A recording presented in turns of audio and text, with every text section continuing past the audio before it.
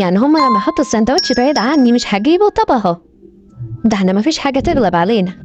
أحسن حاجة الواحد يخبي فلوسه في الأمانات، هنا لحد هيقدر يشوفهم ولا ياخدهم مني.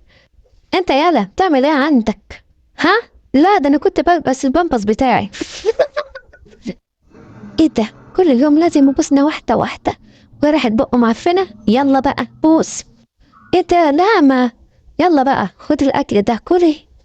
لا إله إلا الله، يعني انت تعبة نفسك وجايبة لي الأكل ده؟ ده أكل بالله. يلا يلا يلا انقلع من هنا انت وسيارتك. الحق مش عليك، الحق علي أنا. يلا يلا بقول لك انقلع من هنا. وش عليك انت. يلا يلا يلا انقلع من هنا، انقلع من هنا، مش كل يوم وش اللي عليك انت. أجمل حاجة يا زميلي الهدوء والسكينة. والله يا معلم بتفرق. حبيب قلبي، كوتي كوتي كوتي كوتي كوتي.